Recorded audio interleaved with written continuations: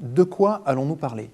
Alors, nous allons parler d'un scénario qui est commun aux mythes et aux légendes de tous les continents depuis plus de 40 siècles pour les plus anciens. C'est une histoire qui est racontée par une simple succession de 8 symboles. Ce dont nous allons parler, c'est le résultat de 6 ans de recherche. Au départ, le I Ching ou I Ching, on prononce l'un ou l'autre, les Chinois disent I Ching, qui est le livre chinois des changements.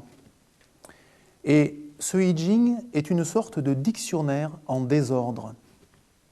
C'est un livre qui est présenté depuis 24 siècles, et on le sait depuis peu, dans un ordre qui est toujours le même et qui était inexpliqué. Alors, pour vous donner une idée, le nombre de possibilités pour ordonner les 64 chapitres ou hexagrammes du I Ching, c'est 1,27 10 puissance 89. Alors, les mathématiciens le savent, c'est à peu près un 1 suivi de 89 zéros. C'est un nombre absolument inimaginable. Imaginez toute la sphère de l'univers observable. Cette sphère a un diamètre de 24 milliards d'années-lumière. C'est-à-dire la lumière qui met 1 seconde pour aller de la Terre à la Lune, met 24 milliards d'années à traverser cette sphère. Et ça, c'est l'univers que l'on peut observer.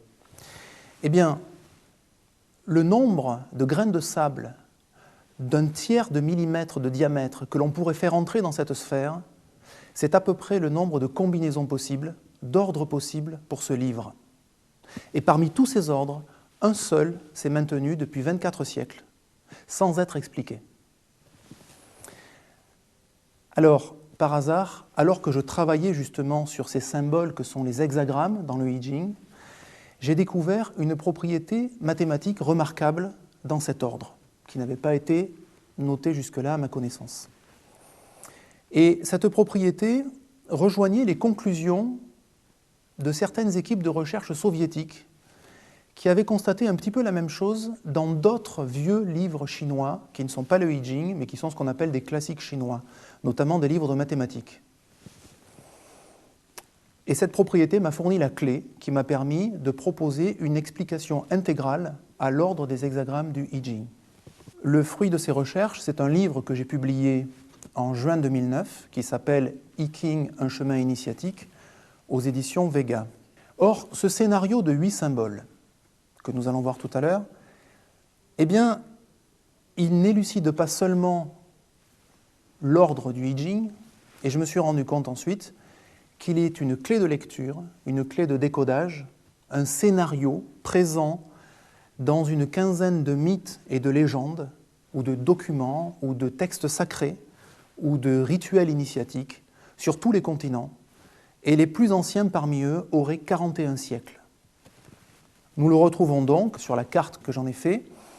Nous le retrouvons donc dans un texte d'alchimie rosicrucien en Allemagne au XVIIe siècle, dans le tarot de Marseille, qui aurait, alors là on n'a pas de version officielle, mais qui daterait du IVe ou du Ve siècle après Jésus-Christ, dans le rituel maçonnique que l'on dit continental, qui date officiellement du XVIIIe siècle, mais dont les contenus sont bien plus anciens, dans une certaine version des travaux d'Hercule, donc une mythologie qui remonte entre le IXe et le XIIe siècle avant Jésus-Christ, dans le mithriacisme, qui date du 1er siècle avant Jésus-Christ,